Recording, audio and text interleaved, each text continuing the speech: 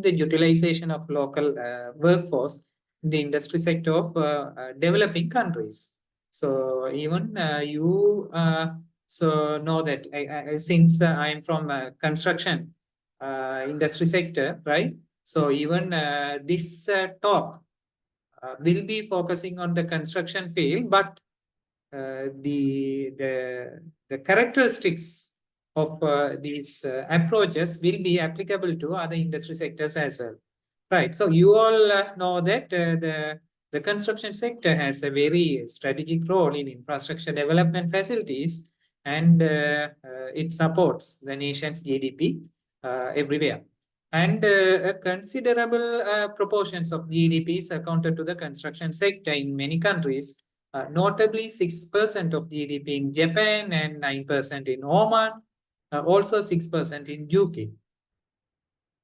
So also in particular, the expenditure in the construction sector was found around 9.5 trillion US dollars in 2014, and it is expected to increase by 50% within the following 10 years. So now we know that the 50% increase was noted. So if you think of profitability of construction, mainly it depends on the utilization of the workforce. So workers in construction is the most valuable asset in construction projects since it combines all the other resources in the construction task. Also, the labor cost of a typical construction project is significant. Also, it represents between 30 and 50% of the total project cost.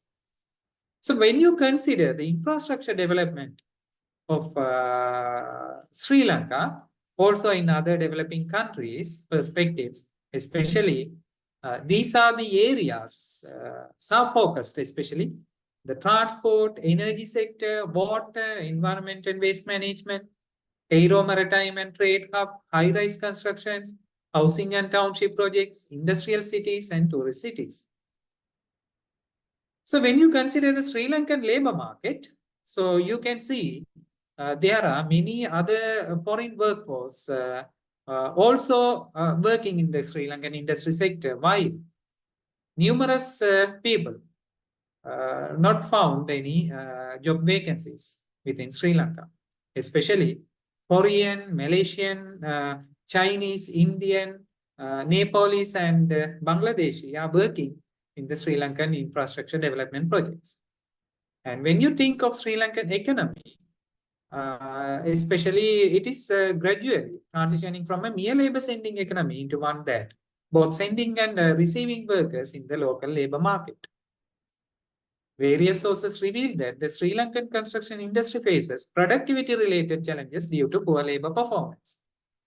The labor skills are not up to the required standards to improve the performance of labor operations in the Sri Lankan construction sector. The skill shortage is the major problem for the Sri Lankan firms in Sri Lanka more than other industries. These are often seen as a problem of the education system of the country, as well as this is similar to other many numerous developing countries. So unskilled laborers are working as skilled laborers due to existing skill shortage of laborers. Also, this affects the quality and standard of the outcomes and causing high material wastage and construction project delays. Most of the firms do not follow a proper performance evaluation procedure for workforce in Sri Lanka. The consultations with the Construction Industry Sector Council also confirm that there is a need to develop cognitive, soft and job-specific technical skills among workforce in Sri Lankan construction industry in different trades. With respect to non-cognitive skills, positive attitudes and productivity skills need to be improved further. No systematic procedures were found from the construction industry to develop workforce labor skills.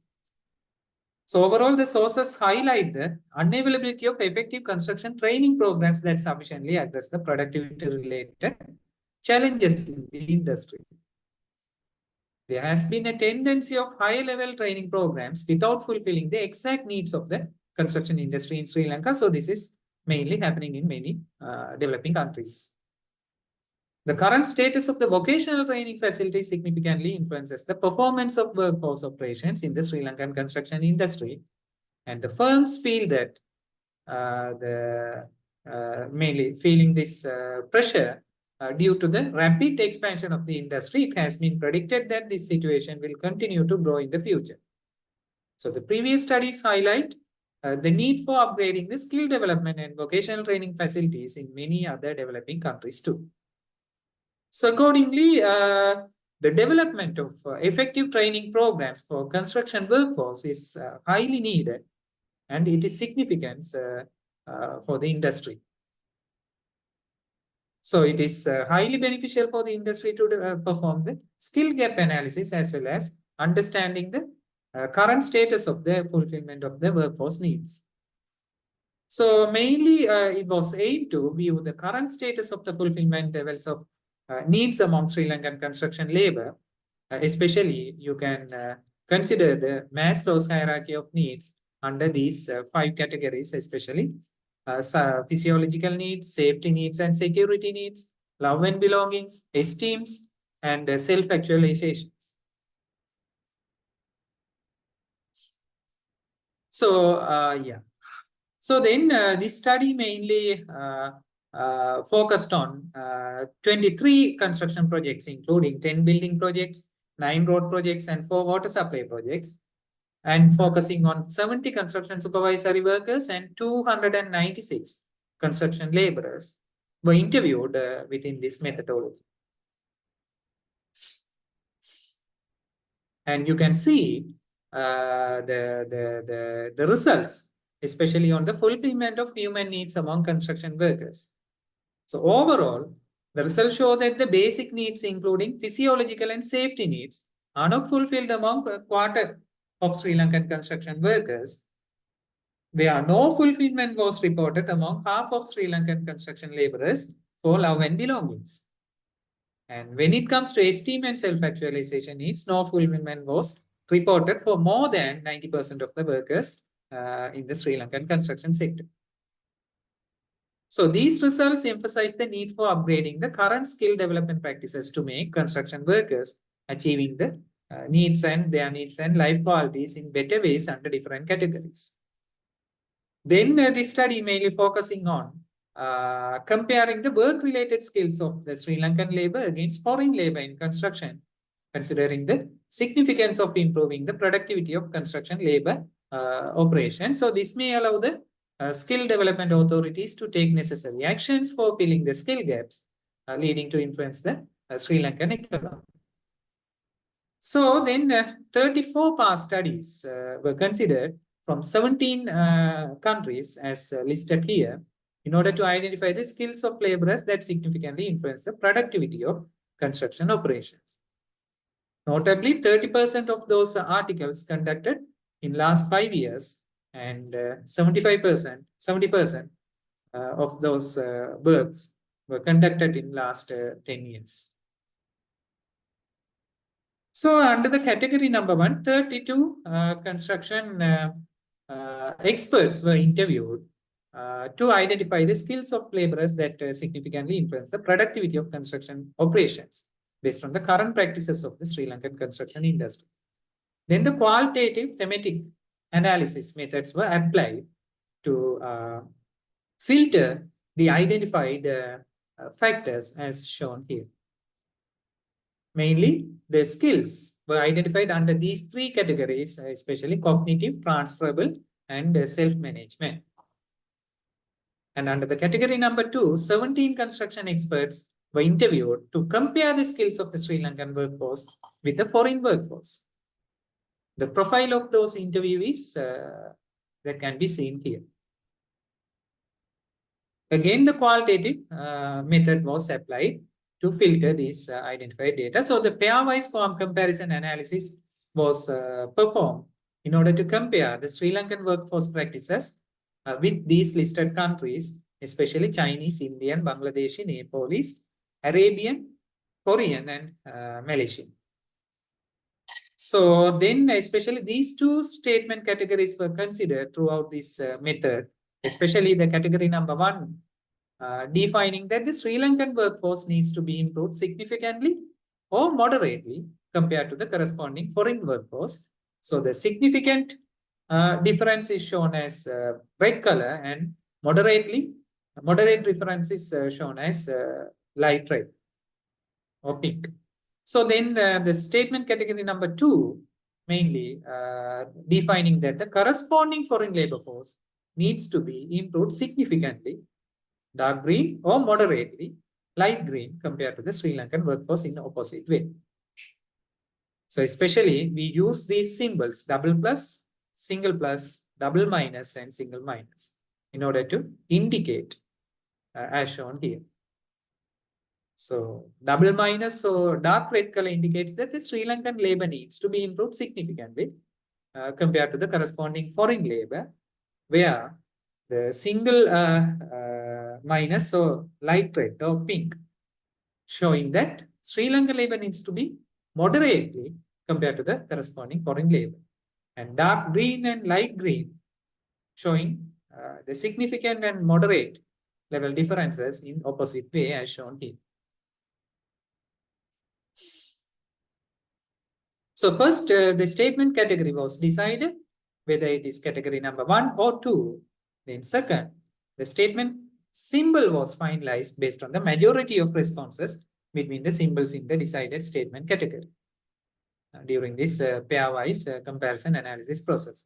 So minimum of 1 year work experience of the interviewee was especially considered with the corresponding foreign workforce. Yeah. And the results were summarized and closely observed for each item under each and every pair. So then the capacity statistics methods were applied, especially inter-rated measurement agreement tests were performed as per the agreement statement mentioned here with the capacity statistics values. So that you can see the comparison results overall. Here you can see the comparison results between Sri Lankan and Chinese workforce. You can see a lot of red, dark red and pink colors are here. So then you know that Sri Lankan labor needs to be significantly or moderately improved compared to the Chinese workers in those categories. And this is the comparison between Sri Lankan and Indian workforce. So you can see a few light green and a few red colors. And this is the comparison results between Sri Lankan and Bangladeshi. And this is between Sri Lankan and Nepalese. And this is between Sri Lankan and Arabian. And this is compared to Malaysian workforce. So also this is between Sri Lankan and Korean workforce. So overall, you can see the results where the Sri Lankan workforce is located based on the skill-based performance. So then this indicates that the need for the addressing the gaps in workforce skills. So the overall results show that the Saudi Arabian, Chinese, Korean, and Malaysian workforces were leading in the list. Comparing the Sri Lankan labor with the Chinese labor, cognitive and self-management skills of Sri Lankan labor have to be further improved. And there were not many significant gaps identified in transferable skills. And these results were almost similar comparing with Saudi Arabian, Malaysian, and Korean workforces too. And these are the technical skills of Sri Lankan workers need to be significantly improved as highlighted here. Also, these are the areas where the moderate level improvement needs to be right. So, and these are the areas, especially the self-management skills of Sri Lankan labor need to be significantly improved compared to those foreign workforces. So overall, the Sri Lankan workers have a better understanding of other workers when it compares to Chinese, Indian, Bangladeshi, Nepalese, and Saudi Arabian workforces. And Sri Lankan workers also have better technical skills in carpentry work compared with Sri Lankan, Indian, Bangladeshi, and Nepalese work. And this is the overall capacity statistics results. So the overall, the level of agreement between the values of capacity statistics ensures the inter-rater reliability of the finding. So then this reliable results, these results indicates the reliability of the findings. So when we are discussing with the past studies, the technical skills of Sri Lankan labor in those highlighted areas were identified as a significant factors affecting the progress of activities more than a decade ago, but the current study also reveals the same. So this indicates that the recent improving practices in the industry sector, industry and education sector, did not address the issues related to technical skills of Sri Lankan workers at sufficient level. So when you consider the practical and social implications of this study, this will be very helpful for skill development authorities and training providers in Sri Lanka in order to take necessary actions for filling the skill gaps in the industry towards upgrading the current status of the vocational training programs. So based on the deviations of the Sri Lankan workforce, again, foreign workforce displayed by this study, showing the areas where the Sri Lankan construction industry should have been a special attention. When it comes to the theoretical implications of the study, the methodology used in this study can be applicable to perform further comparison processes between various groups or sectors on work-based aspects. And recommendations. So the study recommends developing a work-site training model and exercises to improve workforce skills in Sri Lanka construction sites, also in other industry sectors. The awareness sessions can be conducted among construction firms to upgrade their current practices, especially labor skill development focusing. Also, future studies should focus on comparing the labor skill levels with productivity levels in various types of industry operations. So when it comes to the limitations of this study, it is limited to the Sri Lankan context, but the study findings can also be tested in some other foreign construction and other industry sectors as well, especially focusing on skill development practices. So the extended version of the study mainly produced generalized models of training programs for construction industry practitioners in development different qualification levels as shown here.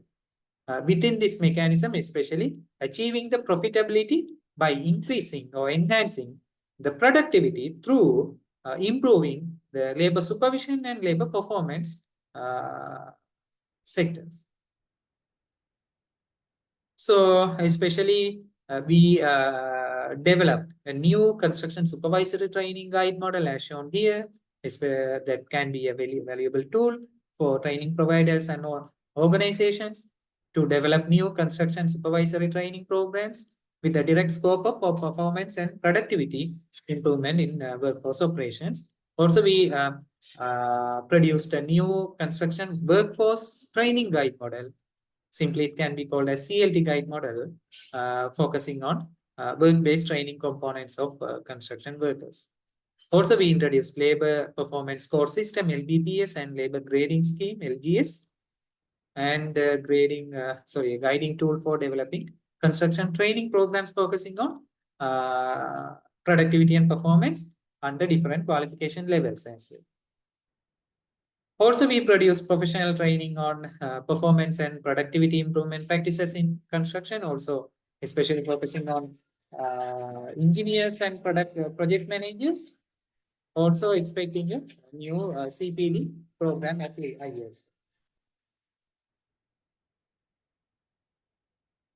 And the extended version of this study mainly produced a diploma new program that is currently delivered by the Faculty of Technology of the Wayamba University of Sri Lanka. And further, the case study applications were performed, especially focusing on these major units of areas. And these are the team members worked within our sector, right? So some of the references. And my acknowledgements goes to these institutions. Also, thank you very much for listening. So especially I wanted to discuss with these matters, especially these are mainly some new and productive approaches to enhance the utilization of local workforce in the industry sector, especially in many developing countries. So, okay.